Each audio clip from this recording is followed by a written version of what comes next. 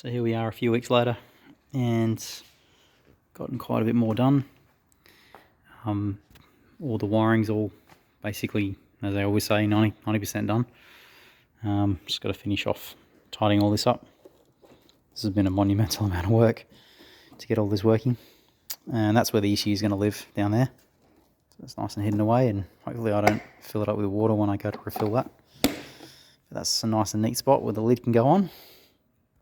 And yeah, so all the lines for auxiliary stuff's all done.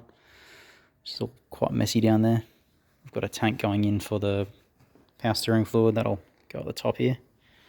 And yeah, so all the aircon stuff's all still there, and normally you have big intercooler lines in the way, so I don't have that problem. But yeah, the front of the car I've gone with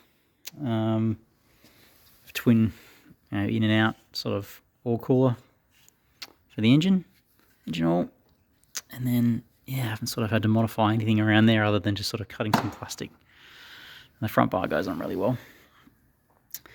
Obviously this is the radiator for the water to air, and there's a transcooler there with a sensor on it.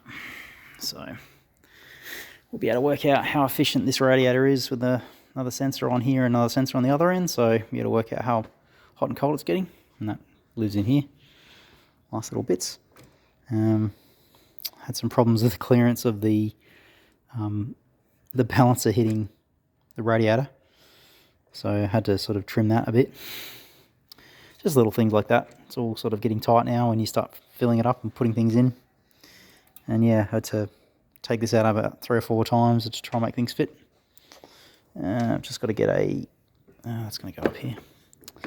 Just need to get a overflow bottle next. So that's got to sort of probably be living in there. Done the APS. It's a Honda APS. So it's basically a pedal. So you still get the pedal feel. And just use the standard line, which is on the pedal.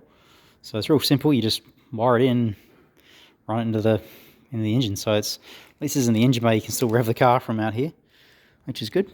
And you don't have to touch anything on the inside of the car, and it'll drive the drive-by-wire throttle, which is there. Yeah, so boost controller's in. It's off the car a bit. Sort of sits there. All the other sort of stuff is done. I'm just working on a heat shield at the moment, because this is going to get pretty hot next to a turbo. The overseas cars have got battery there and ABS there and stuff, so I haven't had to worry about that sort of stuff. But yeah, just going to work on this a bit more and probably leave it where it is about now, because it's going to be probably in and out. I'll have to fix something. And we've got heater lines, so wrap them up as well. Try and keep them away from the heat so they don't melt. But can't really get silicone ones here in Australia. They're very, very expensive to get from the States. So we'll see how that goes. Yeah, so it's coming together. I haven't really got much more to do in here, but I've got, that's the fuel reg.